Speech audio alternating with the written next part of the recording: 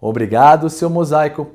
Rony Gottschalk conversou com o filósofo e colunista da Folha de São Paulo, Luiz Felipe Pondé, sobre a questão judaica. Vejam agora a primeira parte desta entrevista imperdível. Olá, amigos. Nós estamos hoje com Luiz Felipe Pondé, que é professor, filósofo e uma das pessoas mais interessantes de se ler. Por que eu digo mais interessante de se ler? Porque no segundo semestre eu peguei um artigo dele na Folha e ele tinha opiniões sobre política internacional que absolutamente não batem com a média das opiniões que a gente lê por aí. Luiz Felipe, muito obrigado por nos receber. Eu que agradeço. Eu me refiro a um artigo chamado A Questão Judaica. Sim. E a questão judaica, para minha surpresa, coloca a situação do Oriente Médio e a dificuldade de israelenses e palestinos se entenderem numa outra luz. Por que você não aproveita essa oportunidade para nos contar um pouquinho do que você sabe, o que você entende? Essa outra luz que você fala, eu acho que começa assim. A gente tem pouco repertório aqui no Brasil sobre a história da região, né? Isso começa já na própria formação das pessoas que trabalham na mídia, que são pessoas que têm professores normalmente de esquerda, e aqui a priori não é uma questão de esquerda e direita, mas a esquerda ela é normalmente alinhada contra os Estados Unidos, e se faz uma assimilação, às vezes um tanto boba e imediata, entre Estados Unidos e Israel.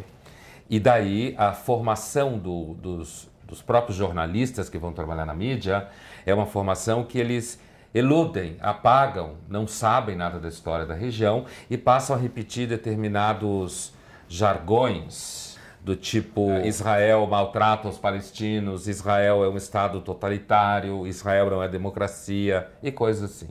Outra coisa que eu também apontava naquele artigo é que se a gente olha isso num foco mais distante, eu tenho uma enorme suspeita que grande parte do que move as pessoas a fazer uma análise superficial de Israel, da questão do conflito, ainda é um certo antissemitismo. Pondé, você acredita que o antissemitismo de alguma forma está envolvido nisso? Eu tenho certeza, assim, como eu dizia, primeiro, de um lado, a desinformação daqueles que trabalham com a informação entre nós, desinformação essa que é ideologicamente motivada, né, por um anti-sionismo que é anti-americanismo, e também antissemitismo, porque o antissemitismo é uma experiência ocidental muito profunda. Não dá tempo de discutir isso aqui, mas ela está inscrita na própria identidade ocidental. E me parece que o mundo não está acostumado a ver judeus brigando, né? O mundo não está acostumado a ver judeus dizendo não gosto, não quero. Se você fizer isso, eu vou e bato em você. Se você bater em mim, eu mato você, né? 2000 anos de civilização ocidental, os judeus sempre foram aqueles que não tinham terra, não tinham o que fazer, não tinham como se defender. Os que apanhavam. Os que apanhavam e não podiam revidar porque não tinham direitos, não eram cidadãos, essas coisas que a gente conhece. E também essa coisa de que o judeu é interesseiro, ele só quer dinheiro e não sei o quê. Então me parece que sim, há um componente de antissemitismo na abordagem de Israel, porque eu lembro uma vez, eu conversava até com um filósofo francês judeu também, Alain Finkielkraut, eu entrevistava na época, e ele dizia, na França ninguém concorda sobre nada, só sobre uma coisa, Israel é sempre culpado.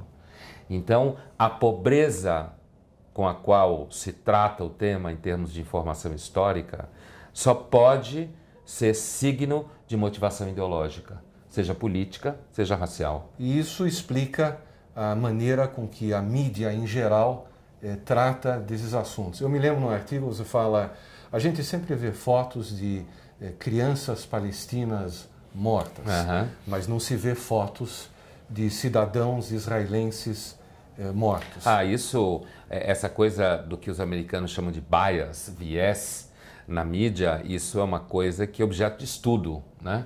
Seja pela diplomacia israelense, né, que cuida desse tipo de viés na mídia em geral, seja por grupos como, por exemplo, Honest Reporting, que recentemente eu vi um estudo deles sobre a BBC, onde você tem, inclusive, determinadas ferramentas onde você identifica claramente o viés contra Israel. E um deles é esse caso das fotografias, que eu não citava a fonte, digamos assim, no texto, mas que é essa coisa de que a foto é sempre uma criança palestina sangrando e de israelense nunca aparece. Israelense é sempre um soldado, um tanque e um palestino do lado como que sendo oprimido. Então isso passa a impressão para as pessoas que ali não existe uma guerra. Na realidade, uma das coisas que menos se sabe, na época em que o Bibi Netanyahu, o primeiro-ministro, falou na ONU por conta do Mahmoud Abbas, né, presidente da Autoridade Palestina, quando ele pediu o reconhecimento do Estado palestino na ONU, ele falou uma coisa que eu lembro que aqui, foi setembro esse discurso, se não me engano, as pessoas não entendiam, porque ele falou assim, o Mahmoud Abbas tinha dito que os palestinos vêm aqui armados de flores e esperança, alguma coisa assim.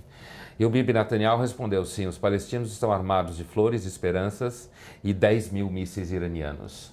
Então, assim, isso é uma coisa que aqui não se sabe, que o problema dos palestinos é um problema, além de tudo, de penetração do Irã como vizinho de Israel. Israel saiu da faixa de Gaza e o Irã entrou pelo Hamas. E a Cisjordânia é a mesma coisa, só que a Cisjordânia é um problema mais sério. Gaza é geograficamente mais isolada, geograficamente mais passível de ser cuidada, né, do ponto de vista militar e de inteligência, enquanto que a Cisjordânia é uma colcha de retalhos, colada em Jerusalém, colada em Tel Aviv, e se Israel não cuida da Cisjordânia, é provável que em breve ali vai estar, como está a faixa de Gaza, na mão do Irã. Como vocês puderam perceber, não sei se vocês se recordam, às vezes no programa eu digo, eu vou agora dar uma notícia que vocês provavelmente não viram na mídia, ou é o outro lado da notícia que vocês viram na mídia. Hoje nós tivemos a oportunidade de conversar rápida e superficialmente com o Luiz Felipe Pondé para enxergar uma visão um pouco diferente daquela que nós estamos acostumados a ver na grande mídia. Pondé, muito obrigado pela oportunidade. Obrigado a você. No próximo programa, nós vamos conversar mais um pouquinho com ele.